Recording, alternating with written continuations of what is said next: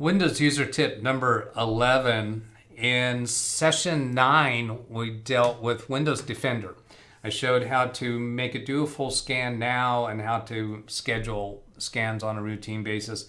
We're going to go look at something else in Windows Defender now. If you found yourself to be frustrated or annoyed that it was so difficult to schedule a scan more often, or that you weren't even aware that it wasn't doing a full scan, if that annoyed you, I think this is going to also annoy you.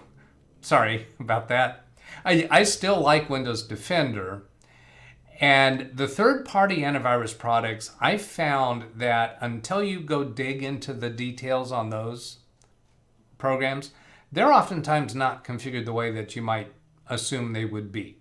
So Windows Defender isn't the only one that puts us into this situation. It's significant that you should learn how this works. So here I'll go to my computer number 2, click on the shield icon in the system tray to bring this up. Now let's start by looking at virus and threat protection. In here for current threats, it shows the last scan at 2:55 p.m. today. That's a quick scan. Now that is when I restarted my computer this afternoon. Earlier today, it showed a time from this morning, which also was when I started the computer. So now I've seen enough evidence to say that it does a quick scan when you start the computer. I had the computer off last night because yesterday was Father's Day, and I turned off all the computers in my office. Bully for me, pat myself on the back for that. Usually my computers all stay on overnight and all through the day. I turned them all off yesterday morning as for Father's Day and decided not to do any work. I do have another computer in the kitchen that left on, but I didn't really do any work. So I don't see here that it did a full scan the night before. Remember, I scheduled it intending it to be a full scan. Jury's still out on that. When I go in here to click to options, I see that it has changed from full scan back to quick scan. Now if I come back out here and then go back in, it's on full scan. Will that survive a restart? So jury's out on that a little bit. But what I want to point out today is some other items in here, particularly virus and threat protections settings, and this one down here, ransomware protection, that says no action needed. So come up here for virus and threat protection settings, click on manage settings. These things all look like they're turned on, and indeed they are. I think you'll find that yours are turned on by default too if you're at the same state that my computer is. Not 100% certain about that, so you should go look. Now this controlled folder access, protect files, folders, memory areas on your device from unauthorized changes by unfriendly applications. Let's click on this manage controlled folder access. There's nothing about this entry right here that alerts me to come look. So I click on that and I see controlled folder access is turned off. What? Really? And up here, this is titled Ransomware Protection, this section. Before I make a change here, I want to go back. Remember, I want to point out to you that we got to that through this item down here. And we're on this page for virus and threat protections. Now I'm going to go back one level. So that was in virus and threat protection settings. That's how I got there. What about this ransomware down here? Right? Wasn't that screen just titled ransomware? So if I click on manage ransomware protection, it takes me into that same screen. Okay? 2 paths to get to the same screen. Protect your files against threats like ransomware and see how to restore files in case of attack. Controlled folder access, protect files, folders, memory areas on your device from unauthorized changes by unfriendly applications. Why would this be off by default? I think the answer is that there are some third-party programs that Microsoft doesn't know about that are going to try to make changes to files on your computer, and it's going to say no. I haven't tested yet, but what about iCloud? If you have an iCloud connected, the controlled folder access should include your pictures.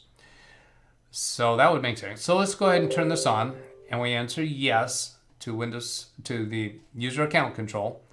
So now that is on, and we have block history. So I can click on that and see if there is any recent actions for something being blocked, meaning an app that is trying to make changes to files in here and they've been blocked, such as ransomware. If you get hit with ransomware, it's going to try to encrypt your files. That's the type of change that Windows Defender would be protecting you from if you have it turned on. So let's come back here. Protected folders. What folders are being protected? So I'm going into there, and we see that documents, my user documents, my public documents, my user pictures, my public pictures, videos for public and user, music for user and public. So these are the types of things that would really be upset if they are encrypted, because these are your data. What about operating system files? This is just for data. Let's go back one level and look at this. Allow an app through controlled folder access. So if you turn this on and then you find some app that you're using that somehow manages your data files is having trouble, you would need to come in here and add an allowed app. Okay, so there's a possibility that you may have to do a little configuration adjustments, and that would be a reason why this is not turned on by default, because they don't want to make every user that's not technically inclined have to do this. And the downside of that is the potential exists that more individuals may get hit with ransomware. Now, perhaps if ransomware was happening at a higher percentage to individual users, Microsoft might issue an update that would change the default setting for this. I'm guessing, deducing, that the telemetry data that Microsoft collects from us is informing Microsoft's decision on this matter to let Microsoft know that ransomware really isn't happening that much to individuals. And that could be a justification for that. If Microsoft has a justification for that, I think it would be based upon the telemetry data that they get from us. So is there anything more on this? I have OneDrive configured because my computer is logged in with a Microsoft account. Even if it's not logged in with a Microsoft account, if I have a Microsoft account, I can still have OneDrive backing up that data, and it would work just as well. Let's go back to here, ransomware protection. That was all that I wanted to cover in this session. So I hope that was useful. If you found that upsetting, and if you're an adult, go find yourself an adult beverage and get over it. This is the way it is. This is what we have to work with Windows Defender. I still think it's really good, but as operating systems and computer usage has developed, it's become more and more important for end users to improve their level of training and understanding of what's going on with their computers. I wish it wasn't that way, but it is. It's the world we live in.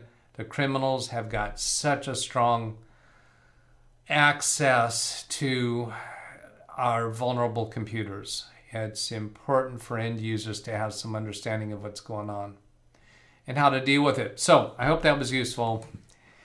Have a great day. Catch you later. Goodbye.